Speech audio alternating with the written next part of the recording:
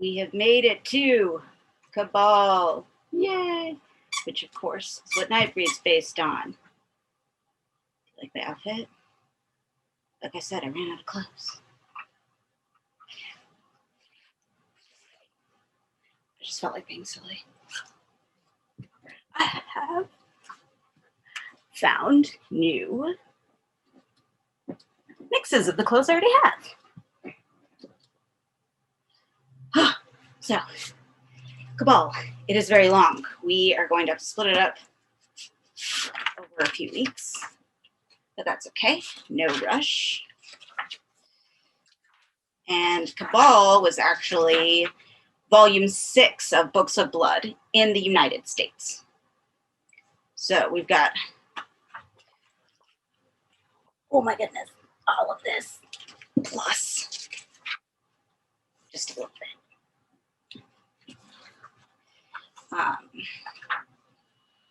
Cabal. We are all imaginary animals. Domingo de Llevando Bestiaria of the Soul. Part 1, Loco. I was born alive. Isn't that punishment enough? Mary Hendrickson at her trial for patricide. Number 1, the truth. Of all the rash and midnight promises made in the name of love, none, Boone now knew, was more certain to be broken than, I'll never leave you. What time didn't steal from under your nose, circumstance did. It was useless to hope otherwise, useless to dream that the world somehow meant you good. Everything of value, everything you clung to for your sanity, would rot or be snatched in the long run, and the abyss would gape beneath you as it gaped for Boone now, and suddenly, without so much as a breath of explanation, you were gone. Gone to hell or worse, professions of love and all. His outlook hadn't always been so pessimistic. There'd been a time, not all that long ago, when he'd felt the burden of his mental anguish lifting. There'd been fewer psychotic episodes, fewer days when he felt like slitting his wrists rather than enduring the hours till his next medication. There seemed to be a chance for happiness. It was that prospect that won the declaration of love from him, that I'll never leave you, whispered in Laurie's ear as they lay in the narrow bed he'd never dared hope would hold two. The words had not come in the throes of high passion. Their love life, like so much else between them, was fraught with problems. But where other women had given up on him, unforgiving of his failure, she'd persevered, told him there was plenty of time to get it right, all the time in the world. I'm with you for as long as you want me to be, her patience had seemed to say. Nobody had ever offered such a commitment, and he wanted to offer her one in return. Those words, I'll never leave you, were it. The memory of them, and of her skin almost luminous in the murk of his room, and of the sound of her breathing when she finally fell asleep beside him, all of it still had the power to catch his heart and squeeze it till it hurt. He longed to be free of both the memory and the words, now that circumstance had taken away any hope of their fulfillment. That they wouldn't be forgotten. They lingered on to torment him with his frailty. His meager comfort was that she, knowing what she must know now about him, would be working to erase her memory, and that with time she'd succeed. He only hoped she'd understand his ignorance of himself when he'd voiced that promise. He'd never have risked this pain if he doubted health was finally within his grasp.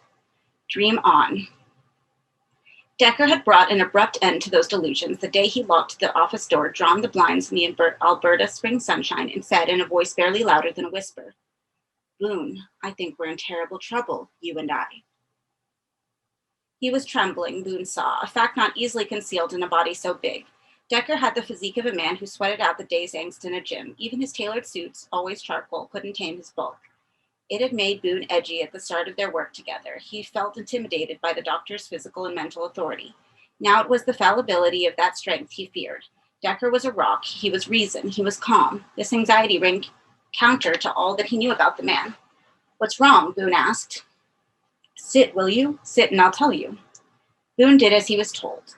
In this office, Decker was lord. The doctor leaned back in the leather chair and inhaled through his nose, his mouth sealed in a downward curve.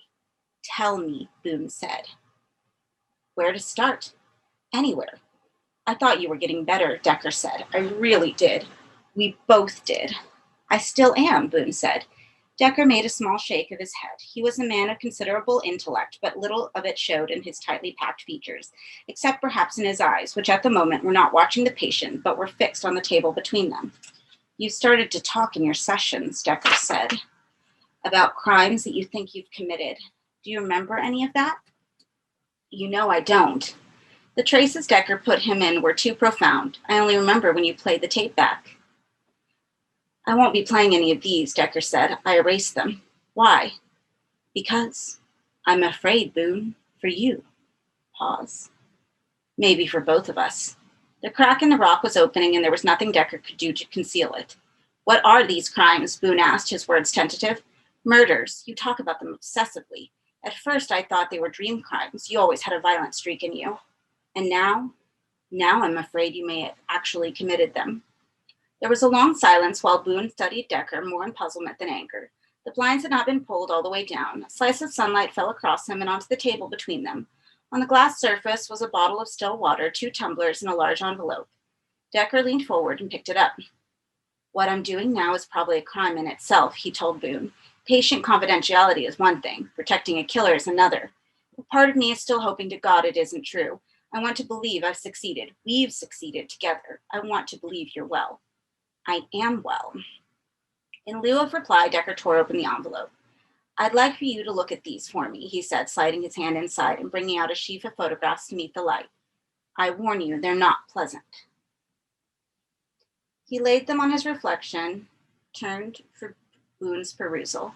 His warning had been well advised. The picture on the top of the pile was like a physical assault. Faced with it, a fear rose in him he'd not felt since being in Decker's care, that the image might possess him. He built walls against that superstition brick by brick, but they shook now and threatened to fall. It's just a picture. That's right, Decker replied. It's just a picture. What do you see? A dead man. A murdered man. Yes, a murdered man. Not simply murdered, butchered. The life slashed from him in a fury of slices and stabs, his blood flung on the blade that had taken out his neck, taken off his face onto the wall behind him. He wore only his shorts, so the wounds on his body could be easily counted despite the blood. Boone did that just now to keep the horror from overcoming him. Even here in this room where the doctor had chiseled another shelf from the block of his patient's condition, Boone had never choked on terror as he choked now.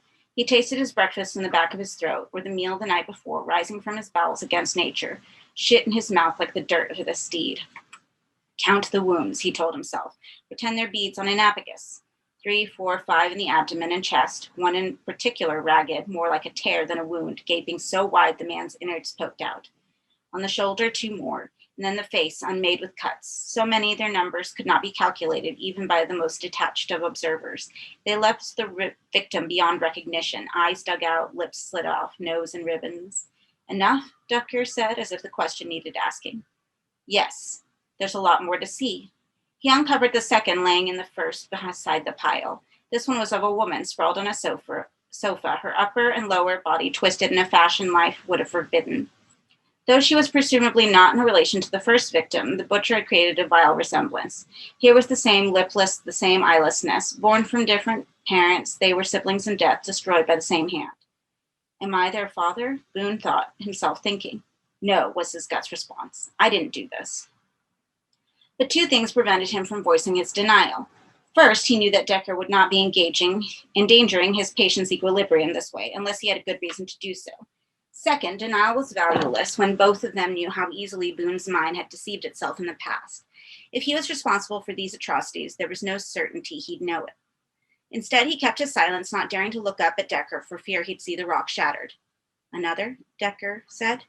If we must, we must. He uncovered a 3rd photograph and a 4th, laying the pictures out on the table like cards at a tarot reading, except that everyone was death. In the kitchen, lying at the open door of the refrigerator. In the bedroom beside the lamp and the alarm. At the top of the stairs at the window.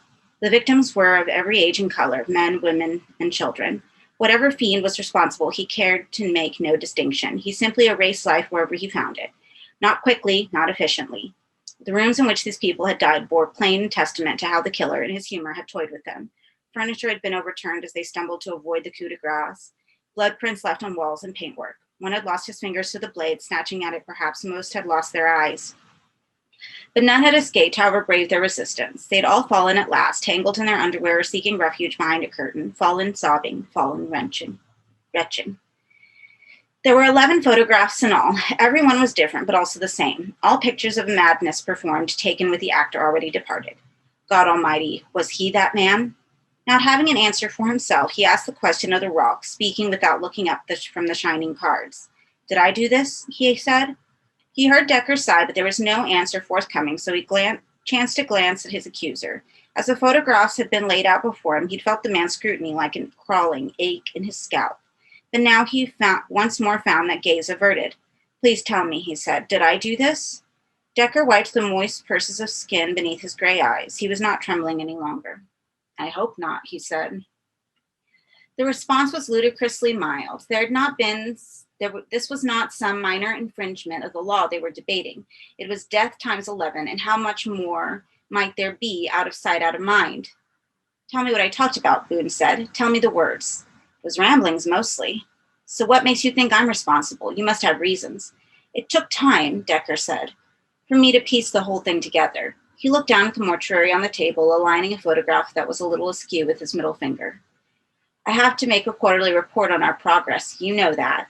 So I play all the tapes of our previous sessions sequentially to get some sense of how we're doing. He spoke slowly, wearily. And I noticed the same phrases coming up in your responses. Buried most of the time in other material, but there. It was as if you were confessing to something, but something so abhorrent to you, even in a trance state, you couldn't quite bring yourself to say it. Instead, it was coming out in this code. Boone knew codes. He heard them everywhere during the bad times, messages from the imagined enemy in the noise between stations on the radio or in the murmur of traffic before dawn. That he might have learned the art himself came as no surprise. I made a few casual inquiries, Decker continued, among police officers I've treated. Nothing specific, and they told me about the killings. I've heard some of the details, of course, from the press. Seems they've been going on for 2.5 years, several here in Calgary, the rest within an hour's drive, the work of one man. Me. I don't know, Decker said, finally looking up at Boone. I was certain I would have reported it all, but you're not. I don't want to believe this any more than you do. It doesn't cover me in glory if this turns out to be true. There was anger in him, well concealed. That's why I waited, hoping you'd be with me when the next one happened. You mean some of these people died while you knew? Yes, Decker said flatly. Jesus! The thought propelled Boone from the chair, his leg catching the table. The murder scenes flew. Keep your voice down, Decker demanded. People died and you waited? I took the risk for you, Boone. You'll respect that. Boone turned from the man. There was a chill of sweat in his spine. Sit down, said Decker. Please sit down and tell me what these photographs mean to you. Involuntarily, Boone had put his hand over the lower half of his face. He knew from Decker's instruction that what the particular piece of body language signified. His mind was using his body to muffle some disclosure or to silence it completely. Boone, I need answers. I mean nothing, Boone said, not turning. At all? At all. Look at them again. No, Boone insisted. I can't. He heard the doctor inhale and half expected to demand that he face the horrors afresh, but instead Decker's tone was placatory. It's all right, Aaron, he said. It's all right. I'll put them away. Boone pressed the heels of his hands against his closed eyes. His sockets were hot and wet. They're gone, Aaron, Deckard said. No, they're not. They were with him still, perfectly remembered. 11 rooms and 11 bodies fixed in his mind's eye. The wall Decker had taken 5 years to build had been brought down as many minutes and by its architect. Boone was at the mercy of his madness again. He heard it whine in his head coming from 11 slit windpipes from 11 punctured bellies. Breath and bowel gas singing the old mad songs. Why had his defenses tumbled so easily after so much labor? His eyes knew the answer, spilling tears to admit what his tongue couldn't. He was guilty. Why else? Hands he was even now wiping dry on his trousers had tortured and slaughtered. If he pretended otherwise, he'd only tempt them to further crime. Better than he confessed, though he remembered nothing, than offer them another unguarded moment. He turned and faced Decker. The photographs had been gathered up and laid face down on the table. You remember something? The doctor said, reading the change on Boone's face. Yes, he replied. What? I did it, Boone said simply. I did it all.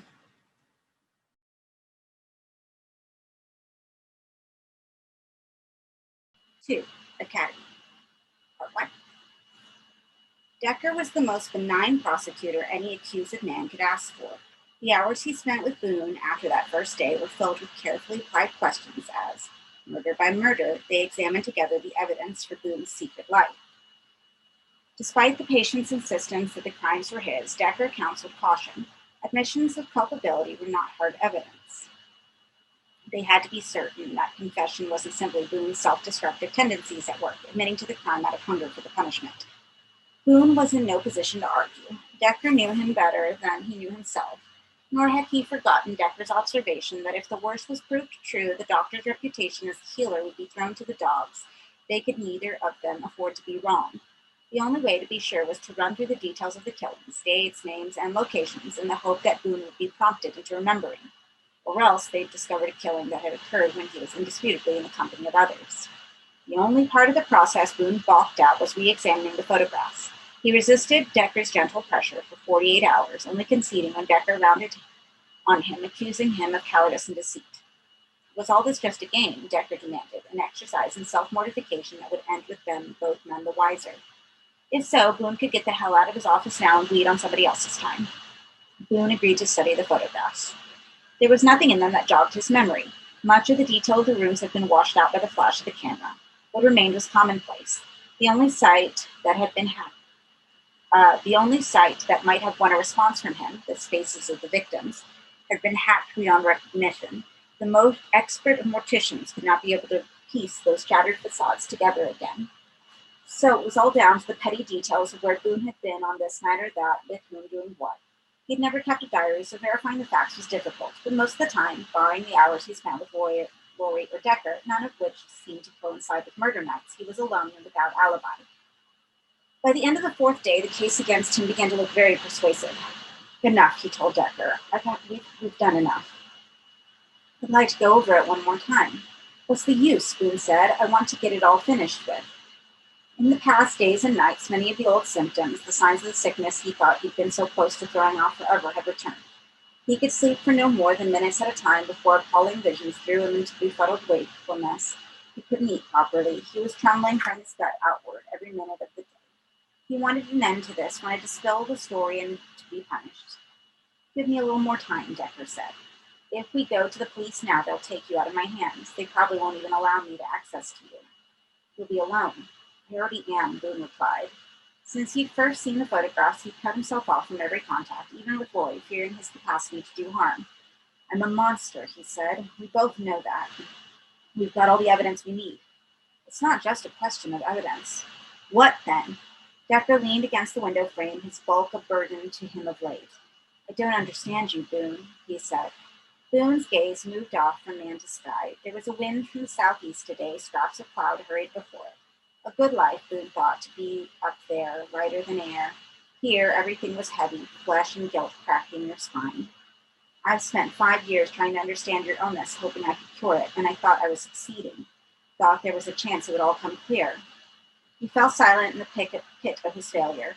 Boone was not so immersed in his own agonies he couldn't see how profoundly the man suffered. But he could do nothing to mitigate the hurt. He just watched the clouds pass up there in the light and knew there were only dark times ahead. When the police take you, Decker murmured, it won't be just you who's alone, Boone. I'll be alone too. You'll be somebody else's patient, some criminal psychologist. I wouldn't have access to you any longer. That's why I'm asking. Give me a little more time. Let me understand as much as I can before it's over between us. He's talking like a lover, Boone vaguely thought. Like that's what's between us in his life. I know you're in pain, Decker said. So I've got medication for you, pills to keep the worst of it at bay. Just till we've finished. I don't trust myself, Boone said. I could hurt somebody. You won't, Decker replied with broken certainty. The drugs will keep you subdued through the night. The rest of the time you'll be with me. You'll be safe with me. How much longer do you want? A few days at the most. That's not much to ask, is it? I need to know why we failed. The thought of retreading that bloody ground was abhorrent, but there was debt there to be paid.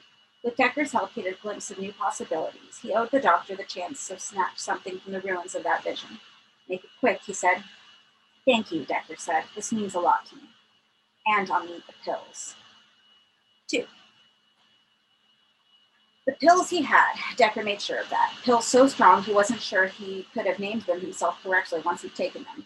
Pills that made sleep easy and waking a visit to a half-life he was happy to escape again. Pills that, within 24 hours, he was addicted to. Decker's word was good. When he asked for more, they were supplied, and under their soporific influence, they went back to the business of the evidence, as the doctor went over and over again the details of Boone's crimes in the hope of comprehending them. But nothing came clear. All Boone's increasingly passive mind could recover from these sessions were slurred images of doors he'd slipped through and stairs he'd climbed in the performance of murder. He was less and less aware of Decker, still fighting to salvage something of worth from his patient's closed mind.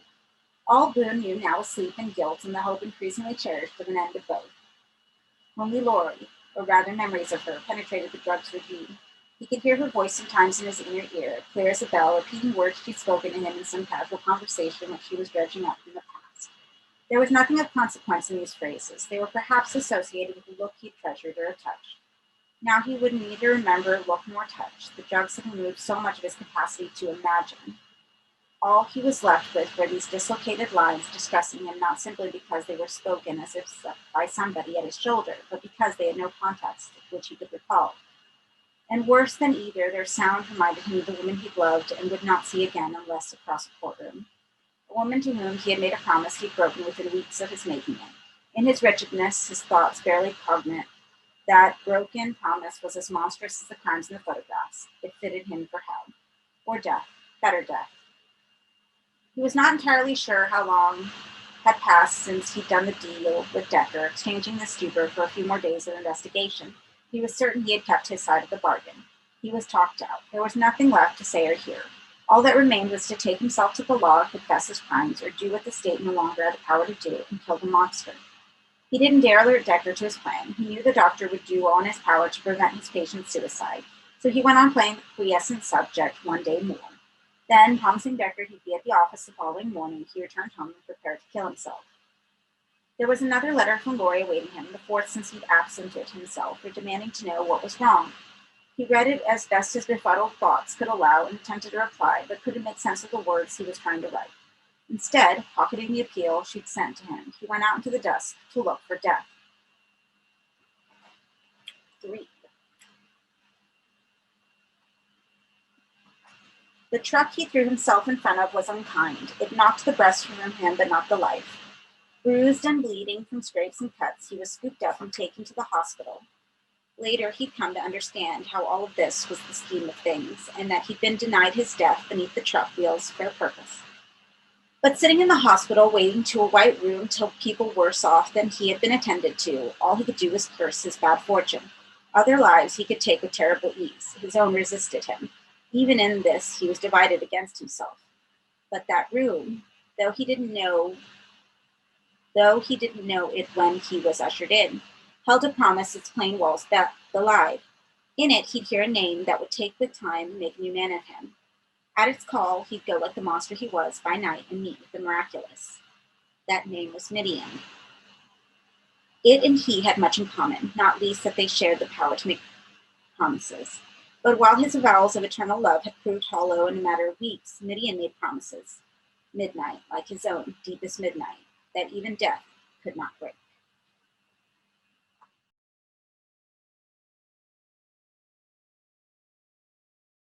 3. The Rhapsodist. In the years of his illness, in and out of mental wards and hospices, Boone had met very few fellow sufferers who didn't cleave to some talisman, some object or keepsake to stand guard at the gates of their heads and hearts. He had learned quickly not to despise such charms. Whatever gets you through the night was an axiom he understood from hard experience. Most of these safeguards against chaos were personal to those who wielded them. Trinkets, keys, books, and photographs, mementos of good times treasured as defense against bad, but some belonged to the collective mind. They were words he would hear more than once, nonsense rhymes whose rhythms kept the pain at bay, names of gods. Among them, Midian. He'd heard the name of that place spoken maybe half a dozen times by people he'd met on the way through, usually those whose strength was all burned up. When they called on Midian, it was a place of refuge, a place to be carried away to, and more, a place where whatever sins they'd committed, real or imagined, would be forgiven them. Boone didn't know the origins of this mythology, nor had he ever been interested enough to inquire. He had not been in need of forgiveness, or so he thought. Now he knew better. He had plenty to seek cleansing of, obscenities his mind had kept from him until Decker had brought them to light, which no agency he knew could lift from him. He had joined another class of creature, Midian called. Locked up in his misery, he'd not been aware that someone else now shared the white room with him until he heard the rasping voice. Midian. He thought at first it was another voice from the past, like Lori, but when it came again, it was not at his shoulders, as hers had been, but from across the room. He opened his eyes, the left lid gummy with blood from a cut on his temple, and looked toward the speaker. Another of the knights walking wounded, apparently brought in for mending and left to fend for himself until some patchwork could be done. He was sitting in the corner of the room farthest from the door, on which his wild eyes were fixed as though at any moment his savior would step into view. It was virtually impossible to guess anything of his age or true appearance. Dirt and caked blood concealed both. I must look as bad or worse, Boone thought. He didn't much mind. People were always staring at him. In their present state, he and the man in the corner were the kind folks crossed the street to avoid. But whereas he, in his jeans and scuffed boots and black t-shirt, was just another nobody, there were some signs about the other man that marked him out. The long coat he wore had a monkish severity to it. His gray hair, pulled back tight on his scalp, hung in the middle of his neck, a plaited ponytail. There was jewelry at his neck, almost hidden by his high collar, and on his thumbs 2 artificial nails that looked to be silver, curled into hooks. Finally, there was that name rising from the man again. "Will you take me?" he asked softly. "Take me to Midian?" His eyes had not left the door for an instant. It seemed he was oblivious to Boone until, without warning, he turned his wounded head and spat across the room. The blood-marbled phlegm hit the floor at Boone's feet. "Get the fuck out of here," he said. "You're keeping them from me. They won't come while you're here." Boone was too weary to argue and too bruised to get up. He let the man rant. "Get out," he said again. "They won't show themselves to the likes of you. Don't you see that?" Boone put his head back and tried to keep the man's pain from evading him. "Shit," the other said. "I've missed them. I've missed them." He stood up and crossed to the window. Outside there was solid darkness. "They passed by," he murmured, suddenly plaintive. The next moment he was a yard from Boone, grinning through the dirt. "Got anything for the pain?" he wanted to know. "The nurse gave me something," Boone replied. The man spat again, not at Boone this time, but at the floor. "Drink, man," he said. "I've got a drink." "No." The grin evaporated instantly, and the face began to crumple up as tears overtook him. He turned away from Boone, sobbing. His litany began again. "Why won't they take me? Why won't they come for me?" "Maybe they'll come later," Boone said, "when I've gone." The man looked back at him. "What do you know?" he said. Very little was the answer, but Boone kept that fact to himself. There were enough fragments of Midian's mythology in his head to have him eager for more. Wasn't it a place where those who had run out of refuges could find a home? And wasn't that his condition now? He had no source of comfort left, not Decker, not Lori, not even death. Even though Midian was just another talisman, he wanted to hear its story recited. "Tell me," he said. "I ask you what you know," the other man replied, catching the flesh beneath his unshaven chin in the hook of his left hand. "I know it takes away the pain," Boone replied. "And I know it turns nobody away." "Not true," came the response. "No? If it turned nobody away, you think I wouldn't be here already? You think it wouldn't be the biggest city on earth? Of course it turns people away." The man's tear-brightened eyes were fixed on Boone. Does he realize I know nothing? Boone wondered. It seemed not. The man talked on, content to debate the secret, or more particularly, his fear of it. "I don't go because I may not be worthy," he said, "and they don't forgive that easily. They don't forgive at all. You know what they do to those who aren't worthy?" Boone was less interested in Midian's rites of passage than in the man's certainty that it existed at all. He didn't speak of Midian as a lunatic's Shangri-La, but as a place to be found and entered and made peace with. "Do you know how to get there?" he asked. The man looked away. As he broke eye contact, a surge of panic rose in Boone. The bastard was going to keep the rest of the story to himself. "I need to know," Boone said. The other man looked up again. "I can see that," he said, and there was a twist in his voice that suggested the spectacle of Boone's despair entertained him. "It's northwest of RHAPSODIST," the man replied. "Yes, that's what I heard." "That's empty country," Boone said. "You could wander forever unless you got a map." "Midian's on no map," the man said. "You look east of Peace River, near Sheerneck, north of Dwyer." There was no taint in the doubt of this recitation of directions. He believed in Midian's existence as much, perhaps more, than the 4 walls he was bound by. "What's your name?" Boone asked. The question seemed to flummox him. It had been a long time since anyone had cared to ask him his name. "Narcisse," he said finally. "You?" "Aaron Boone. Nobody ever calls me Aaron, only Boone." "Aaron," said the other. "Where'd you hear about Midian?" "Same place you did," Boone said. "Same place anyone hears. From others, people in pain." "Monsters," said Narcisse. Boone hadn't thought of them as such, but perhaps to dispassionate eyes they were, the ranters and the weepers, unable to keep their nightmares under lock and key. They're the only ones welcome in Midian, Narcisse explained. If you're not a beast, you're a victim. That's true, isn't it? You can only be one or the other. That's why I don't dare go unescorted. I wait for friends to come for me. People who went already? That's right, Narcisse said. Some of them alive, some of them died and went after.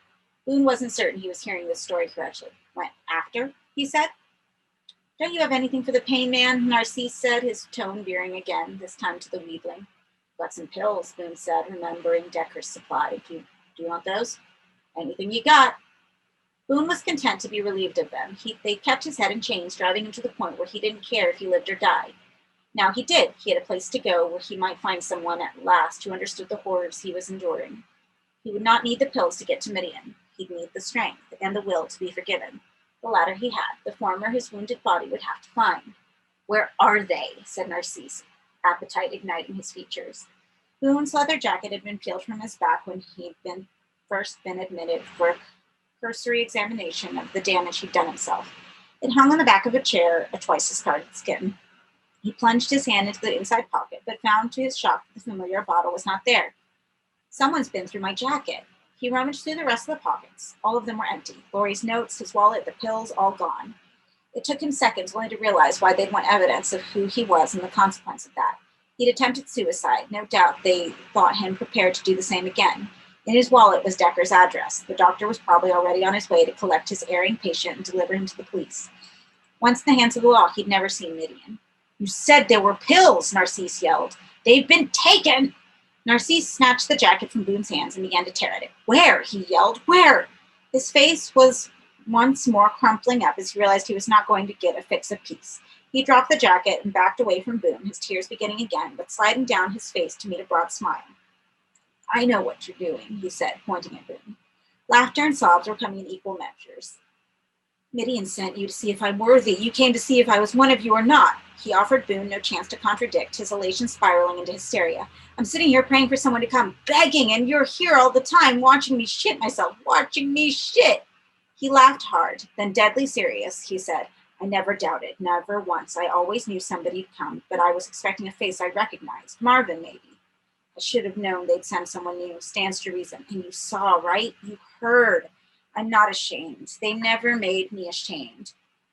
You ask anyone. They tried over and over. They got in my fucking head and tried to take me apart, tried to take the wild ones out of me, but I held on. I knew you'd come sooner or later, and I wanted to be ready. That's why I wear these. He thrust his thumbs up in front of his face, so I could show you. He turned his head right and left. Want to see, he said. He needed no reply.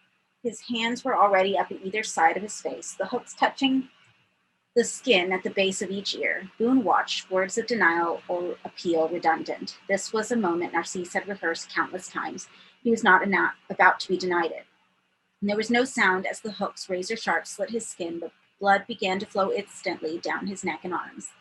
The expression on his face didn't change. It merely intensified, a mask in which comic, muse, and tragic were united. Then, fingers spread to either side of his face, he steadily drew the razor hooks down the line of his jaw. He had a surgeon's precision. The wounds opened with perfect symmetry until the twin hooks met at his chin. Only then did he drop one hand to his side, blood dripping from hook and wrist, the other moving across his face to seek the flap of skin the work had opened. You want to see, he said again. Boone murmured, don't. It went unheard. With a sharp upward jerk, Narcisse detached the mask of skin from the muscle beneath and began to tear, uncovering his true face. From behind him, Boone heard somebody scream. The door had been open and one of the nursing staff stood on the threshold. He saw from the corner of his eyes, her face whiter than her uniform, her mouth open wide, and beyond her the corridor and freedom. But he couldn't bring himself to look away from Narcisse, not while the blood filling the air between them kept the revelation from view. He wanted to see the man's secret face, the wild one beneath the skin that made him fit for Midian's ease.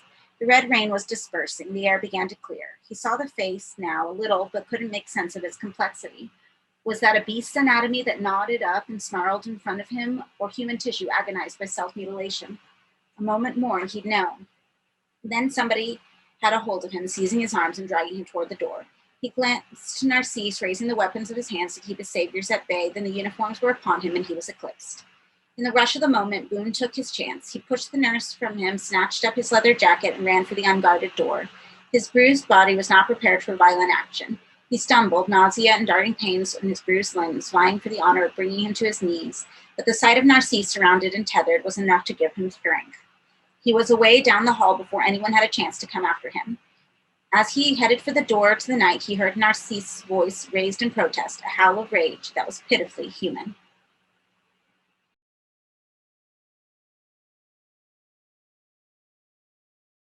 Or Necropolis.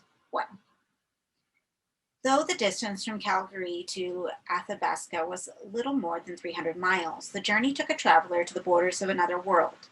North of here, the highways were few, the inhabitants fewer still. The rich prairie lands of the province steadily gave way to forest, marshland, and wilderness. It also marked the limits of Boone's experience. A short stint as a truck driver in his early 20s had taken him as far as Bonnyville to the southeast, Barhead to the southwest, and Athabasca itself. But the territory beyond was unknown to him except as names on a map. Or more correctly, as an absence of names. There were great stretches of land here that were dotted only with small farming settlements, one of which bore the name Narcisse had used, Sheer Neck. The map that carried this information he found, along with enough change to buy himself a bottle of brandy in 5 minutes on theft of the outskirts of Calgary.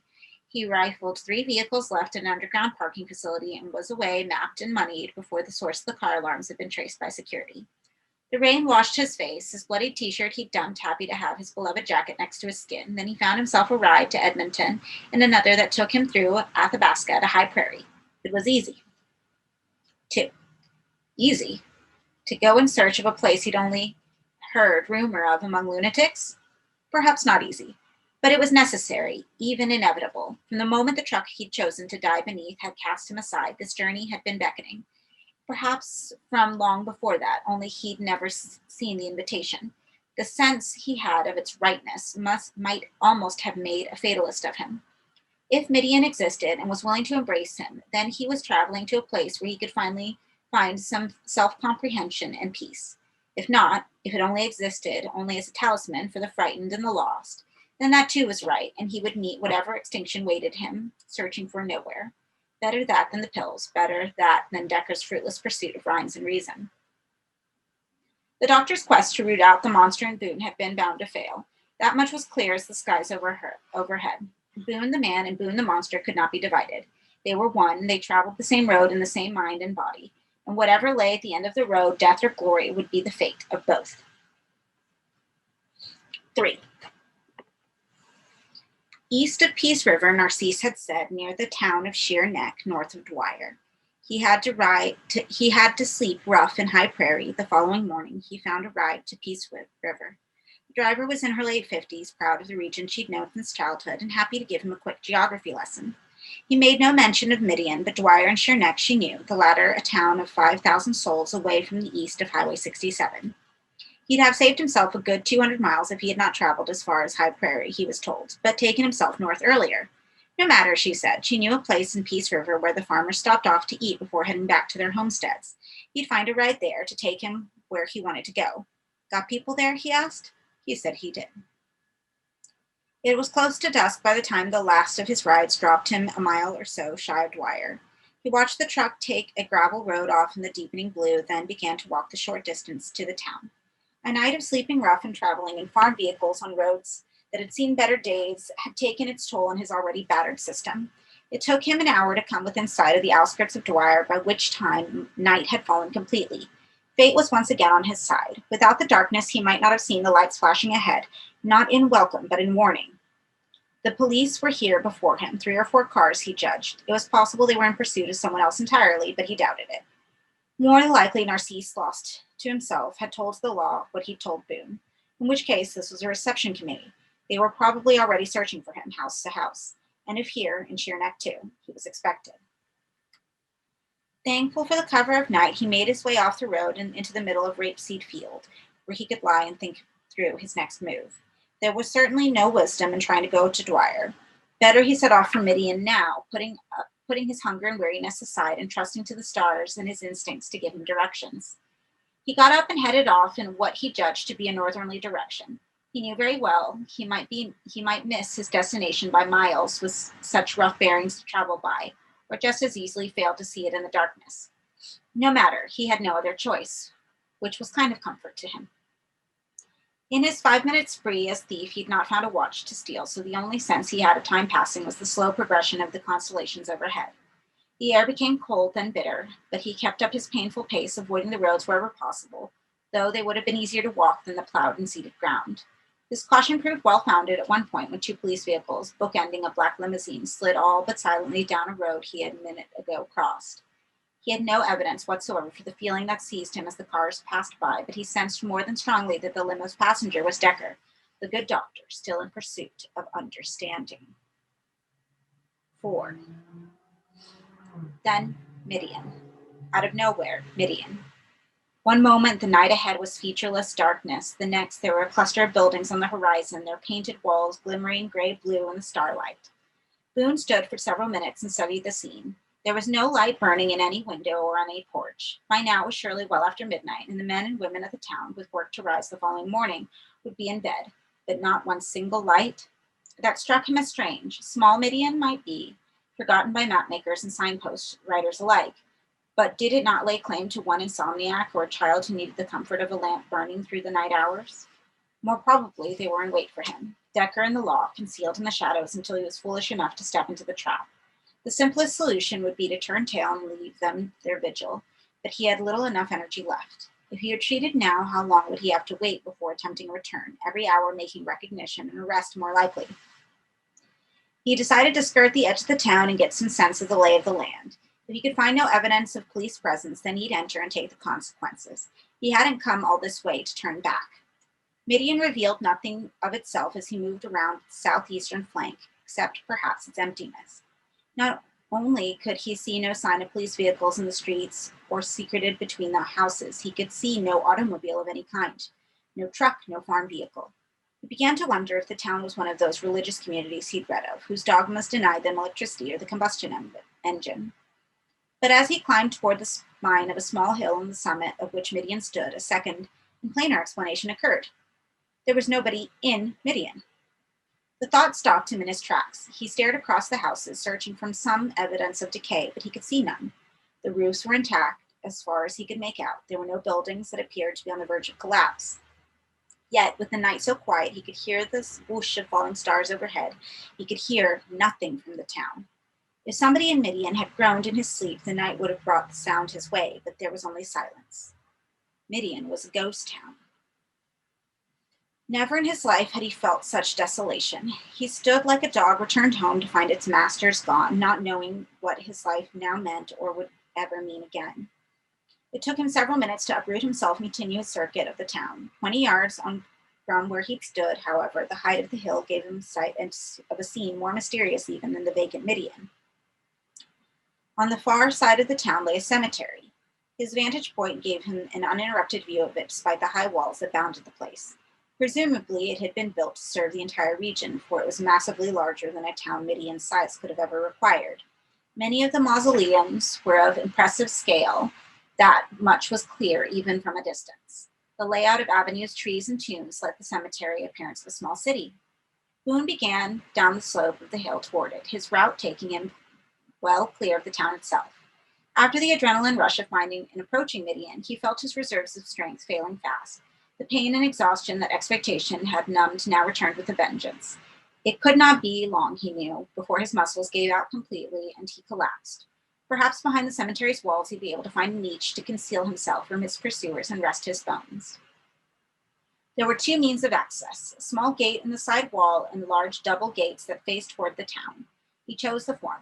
It was latched but not locked. He gently pushed it open and stepped inside. The impression he'd had from the hill of the cemetery, a city, was here confirmed.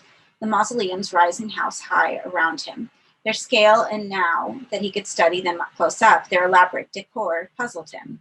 What great families had occupied the town or its surrounds, moneyed enough to bury their dead in such splendor? The small communities of the prairie clung to the land as their sustenance, but seldom made them rich, and on the few occasions when it did, with oil or gold, never in such numbers.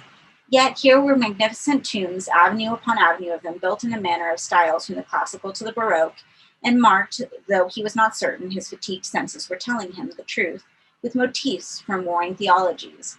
It was beyond him. He needed sleep. The tombs had been standing a century or more. The puzzle would still be there at dawn. He found himself a bed out of sight between two graves and lay his head down. The spring growth of grass smelled sweet. He'd slept on far worse pillows and would again.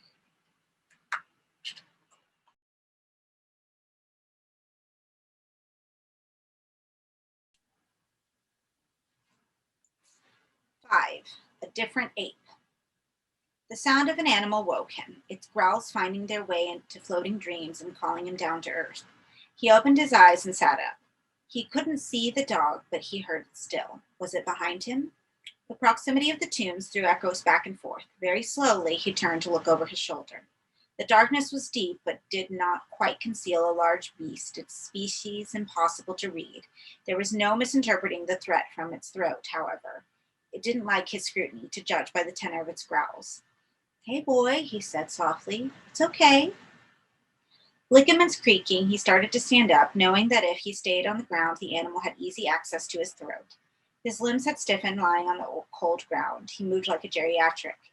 Perhaps it was this that kept the animal from attacking, or it simply watched him, the crescents of the whites of its eyes, the only detail he could make out, widening as its gaze followed him into a standing position. Once on his feet, he turned to face the creature, which began to move toward him. There was something in its advance that made him think it was wounded. He could hear it dragging one of its limbs behind it, its head low, its stride ragged. He had words of comfort on his lips when an arm hooked about his neck, taking breath and words away. "Move and I'll gut you." With the threat, a second arm slid around his body, the fingers digging into his belly with such force he had no doubt the man would make the threat good with his bare hand. Boone took a shallow breath. Even that minor motion brought a tightening of the death grip at neck and abdomen. He felt blood run down his belly and into his jeans. "Who the fuck are you?" the voice demanded. "My name's Boone. I came here. I came to find Midian." Did the hold on his belly relax a little when he named his purpose? "Why?" the second voice now demanded. It took Boone no more than a heartbeat to realize the voice had come from the shadows ahead of him, where the wounded beast stood. Indeed, from the beast. "My friend asked you a question," said the voice at his ear. "Answer him."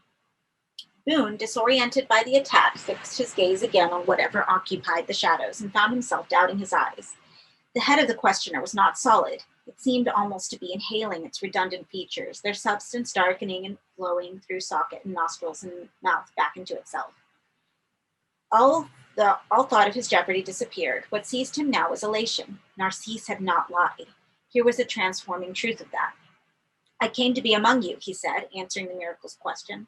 "I came because I belong here." A question emerged from the soft laughter behind him. "What does he look like, Pelican?" The thing had drunk its beast face down. There were human features beneath, set on a body more reptile than mammal. The limb he dragged behind him was a tail, his wounded lobe the gait of a low-slung lizard. That, too, was under review as the tremor of change moved down its jutting spine. "He looks like a natural," Pelican replied. "Not that means much." Why could his attacker not see for himself, Boone wondered. He glanced down at the hand in his belly. It had 6 fingers, tipped not with nails, but with claws, now buried half an inch in his muscle. "Don't kill me," he said. "I've come a long way to be here." "Hear that, Jackie?" said Pelican, thrusting from the ground with his forelegs to stand upright in front of Boone. His eyes, now level with Boone's, were bright blue. His breath was as hot as the blast of an open furnace. "What kind of beast are you, then?" Boone wanted to know. The transformation was all but finished. The man beneath the monster was nothing remarkable, 40, lean, and sallow-skinned. "We should take him below," said Jackie. "Lylesburg will want to see him." "Probably," said Pelican, "but I think we'd be wasting his time. This is a natural, Jackie. I can smell him." "I've spilled blood," Boone murmured. "Killed 11 people. The blue eyes perused him. There was humor in them. "I don't think so," Pelican said. "It's not up to us," Jackie said. "You can't judge him." "I've got eyes in my head, haven't I?" said Pelican. "I know a clean man when I see one." He wagged his finger at Boone. "You're not Nightbreed," he said. "You're meat. That's what you are, meat for the beast." The humor drained from his expression as he spoke, and hunger replaced it. "We can't do this," the other creature protested. "We'll know," said Pelican. "We'll ever know. We're breaking the law." Pelican seemed indifferent to that. He bared his teeth, dark smoke oozing from the gaps and rising up over his face. Boone knew what was coming next. The man was breathing out what he'd moments ago inhaled, his livid self. The proportions of his head were already altering subtly, as though his skull were dismantling and reorganizing beneath the hood of his flesh. "You can't kill me," he said. "I belong with you." Was there a denial out of the smoke in front of him? If so, it was lost in translation. There was to be no further debate. The beast intended to eat him. He felt a sharp pain in his belly and glanced down to see the clawed hand detach itself from his flesh.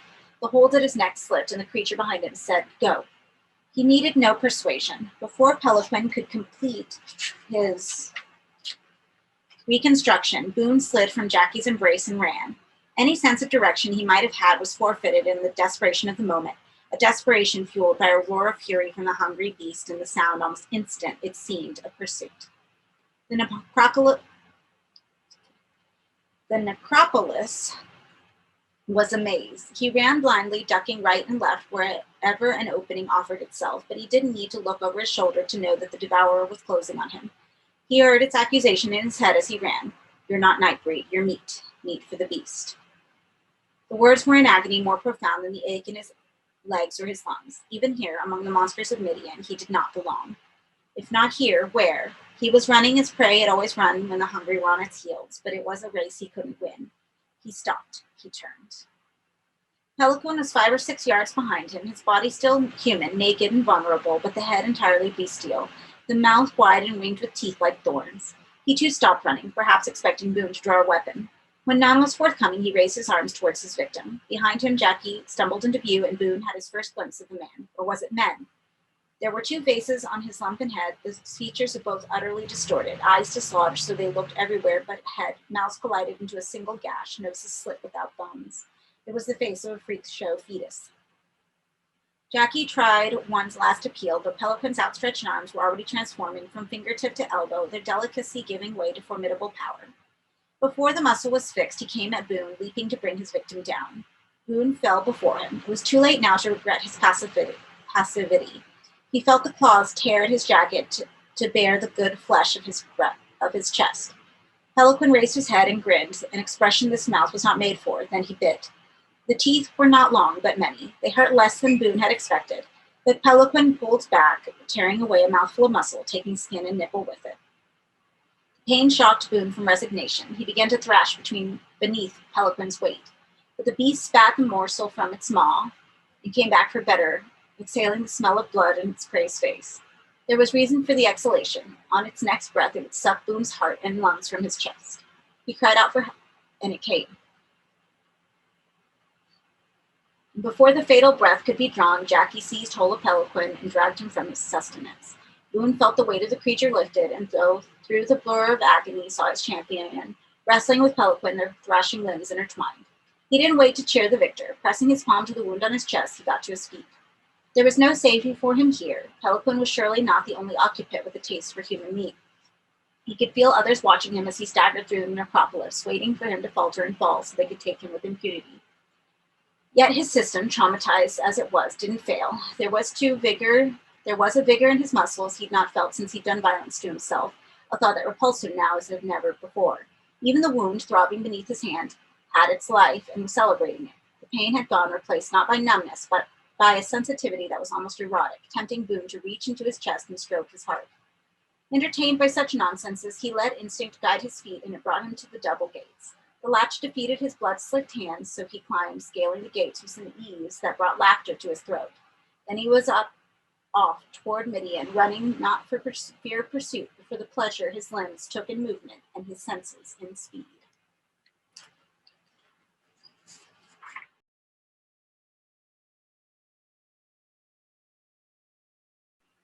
6. Feet of clay. The town was indeed empty, as he'd known it must be. Though the houses had seemed in good shape at half a mile's distance, closer scrutiny showed them to be much the worse for being left unoccupied for the cycle of seasons. Though the feeling of well-being still suffused him, he feared that loss of blood would undo him in time.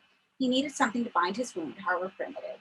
In search of a length of curtaining or a piece of forsaken bed linen, he opened the door of one of the houses and plunged into the darkness within. He hadn't been aware until he was inside how strangely attenuated his senses had become.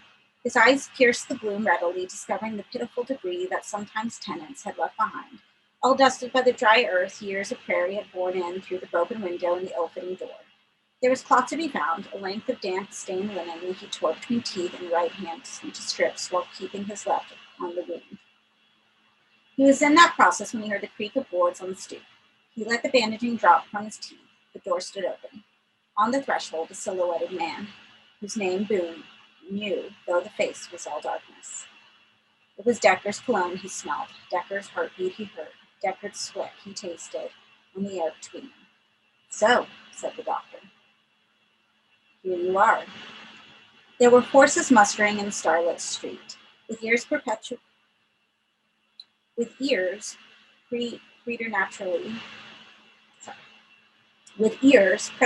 sharp. Boone caught the sound of nervous whispers, of wind passed by turning bowels, and of weapons cocked ready to bring the lunatic down should he try to slip them. How did you find me? He said. Narcisse, was it? Decker said. Your friend at the hospital?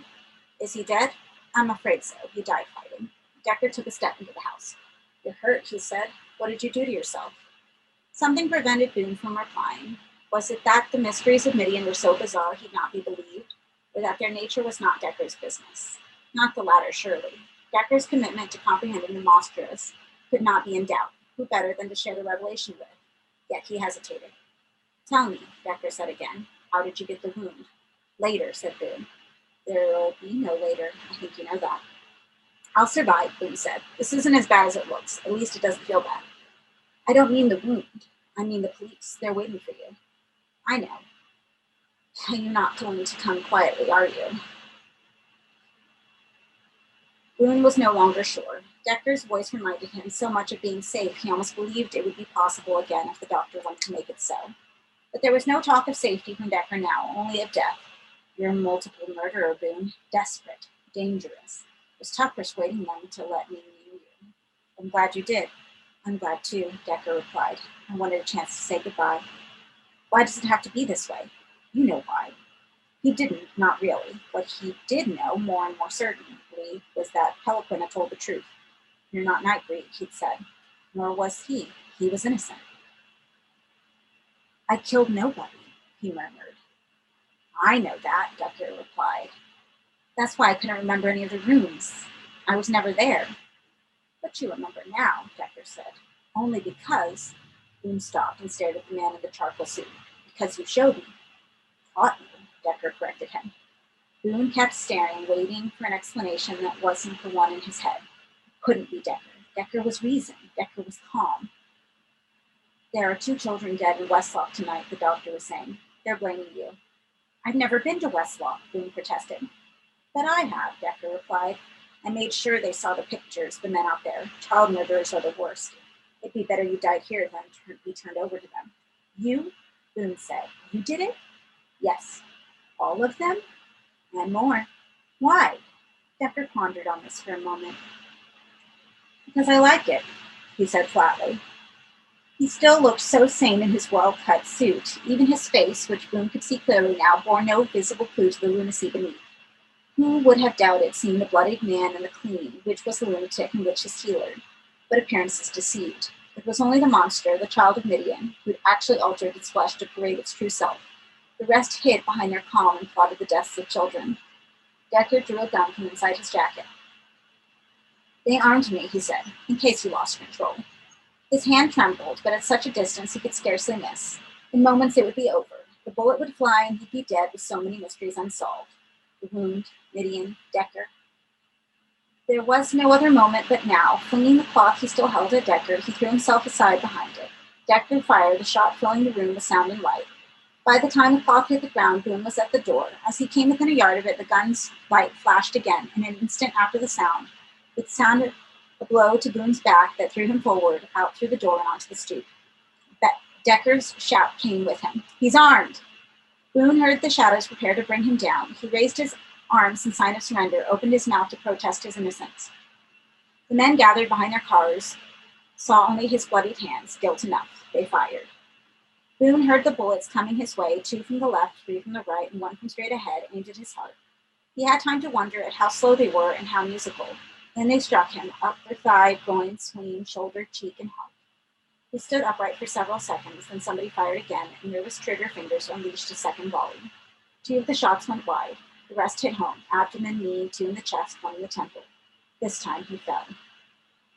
As he hit the ground, he felt the wound Pelican had given him convulse like a second heart, its presence curiously comforting in his dwindling moments. Somewhere nearby, he heard Decker's voice and his footsteps approaching as he emerged from the house to peruse the body. Got the bastard, somebody said. You sure he's dead? He's dead, Decker said. No, I'm not, Boone thought, then thought no more. That is part 1 of Cabal. Part 1. And my husband is in the room, and I am going to keep this in the video because he thought that I was done. He's making a face at me. That was part 1 of Cabal. There are 5 parts total. And then by the end of that, if we want to do a group watch of the Cabal cut, which is very hard to find, I am down. So let me know.